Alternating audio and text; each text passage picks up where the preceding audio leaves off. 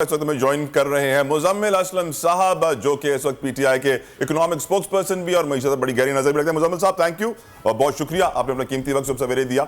Dollar की position, petrol की कीमतें, अशिया खुरोनो, दाल चावल रोटी, rich gets richer, poor gets poor, Pakistan के पास अब कितना वक्त मौजूद है, कितनी सांसें मौजूद हैं मुजम्मिल साहब? देखिए, वक्त तो जिंदगी जिसकी जितनी है उतना मौजूद है, लेकिन प्रॉब्लम ये है कि कसर नहीं छोड़ी जो इसहाक डार साहब ने और पीटीएम ने, और जो अल्लाह ताला ने लगता है कि जो हमारी आपके लिए जो वक्त रखा है इस दुनिया में, ये इनको पसंद नहीं है। ये कहते हैं कि इससे पहले ही जो है ना बंदा दुनिया से चले जाए, और उसकी जो है उसके लिए तमाम कार्रवाइयां डाल रहे हैं।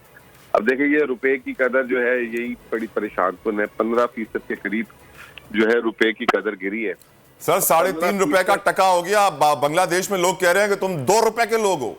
जी, 2 टके के हो गए हम। हाँ, 2 रुपया और टका रुपया हो गया सर। हम 2.5 3.5 का टका है सर।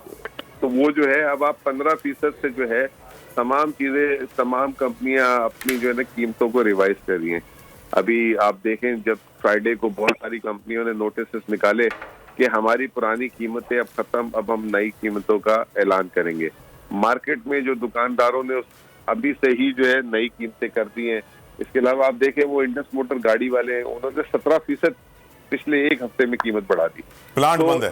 अब जो है हर चीज की कीमत बढ़नी थी। अब वो पेट्रोल की कीमत भी आप देख लें कि जो पहली तारीख को बढ़नी चाहिए थी, वो 28 तारीख को बढ़ा दी इसहाक डार साहब ने, वो भी 13.5-14% बढ़ा दी। तो अब उसके तनासुब से आप तैयारी पकड़े। और क्या करें मुजम्मिल भाई, मुझे ये बताइए, 3-4 महीने का राशन घर में स्टॉक करें, क्या करें? नहीं, कितना राशन आप स्टॉक कर लेंगे, और वो उससे फिर और वो जो है प्रॉब्लम्स आएंगे। अब सिर्फ ये है कि या तो अपनी आमदनी पे काम करें, आपके आमदनी में इजाफा हो, लेकिन तनख्वाहदार की आमदनी पे कैसे काम कर सकता है? दुकानदार तो अपना मुनाफा बढ़ा सकता है, ठेले वाला अपना मुनाफा बढ़ा सकता है, कारखाने वाला बढ़ा सकता है। तनख्वाहदार इस वक्त जो है मैं समझता हूँ कि बहुत बुरे तरीके से मरगे में फंस गया हुआ है। कल मैं देख रहा था, हबीब बैंक ने बड़ा बेहतरीन काम किया। उन्होंने 24 तारीख को नोटिस निकाला और उन्होंने मिनिमम वेज 38,000 कर दी। अपने जो एम्प्लॉइज को लोन दिया हुआ था उनको मजीद उनकी कहा कि सस्ता कर दिया।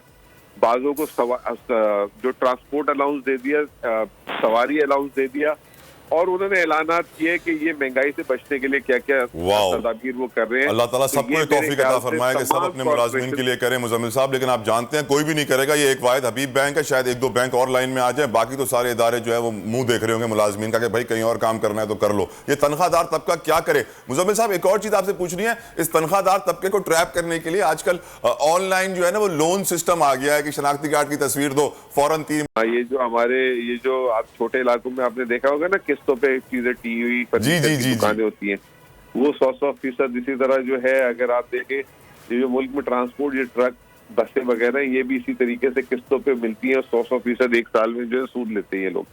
तो ये इन्होंने देखा, ये कल्चर में है, तो ये अब ऑनलाइन ऑर्गेनाइज ठग आ चुके हैं और कोई रेगुलेट नहीं कर रहा और उससे जो है दबा के पैसे ले रहे हैं। और ये गरीब आदमी, आपको पता है 30 तारीख से पहले उसकी तनख्वाह खत्म हो जाती है, तो उसको 2-4 हज़ार 5,000 जहाज में जरूरत चाहिए होते हैं। उसका ये फायदा उठाते हैं, 5,000 रुपए देते हैं और फिर उससे जो है 1,000 रुपए और 1,500 रुपए जो है उसके ऊपर ले लेते हैं 8-10 दिनों में। अल्लाह ताला सर हमारे रेगुलेटर्स को तौफीक अता फरमाए कि वो होश में आ जाएं। बहुत बहुत शुक्रिया। हमारे मुआशियात पीटीआई के मुजम्मिल असलम साहब हमारे साथ मौजूद थे। और एक बात वाज़ेह है कि मुल्क में अवाम का हाल बिल्कुल तबाह हो गया है और अवाम का भुरकस मजीद निकालने के लिए दुनिया भर के अपॉर्चुनिस्ट यहाँ पर आ गए हैं। बिजनेस वेंचर्स, कैपिटल वेंचर्स यहाँ पर आ गए हैं कि जी शनाख्ती कार्ड की तस्वीर भेजें, हम जी आपको अभी के अभी 3 मिनट में पैसे भेजते हैं, और कितना सूद लेते हैं, अवाम का खून चूसते हैं। स्टेट बैंक, फाइनेंस मिनिस्ट्री सब खामोश है। No regulation. रेगुलेशन एक ही चीज़ के ऊपर है कि भाई किस तरीके से इमरान खान को बंद करना है, किस तरीके से सियासी मुखालफों को चुप कराना है, किस तरीके से कुर्सी हासिल करनी है। ताकत का नशा मुल्क को इस वक्त तबाह कर रहा है। अल्लाह ताला हमारे मुल्क को बचा ले, मैं तो ये दुआ करूंगा। 2022 बहुत सारे तोहफे भी देखे गया पाकिस्तान की आवाम को। पाकिस्तान की आवाम को एक तोहफा ये दिया कि आवाम को पता चल गया कि पाकिस्तान का मीडिया क्या है। साल 2022 में सबसे ज्यादा देखे जाने वाला चैनल बोल न्यूज रहा नंबर 1। हमने बहुत सारे शोज और ट्रांसमिशंस की, पूरा साल मुसलसल जदोजहद में निकल गया कि ये वोट ऑफ कॉन्फिडेंस के पीछे कौन लोग थे। तोड़े रेटिंग के सभी रिकॉर्ड। सोशल मीडिया पर भी सबसे ज्यादा तेजी से 2.4 बिलियन व्यूज का संगे मील अबूर किया। एंकर्स को भी आवाम में सबसे ज्यादा मकबूलियत मिली और सोशल मीडिया पर भी बोल रहा सब पर भारी। सब्सक्राइब करें और बेल दबाएं ताकि कोई खबर रह न जाए।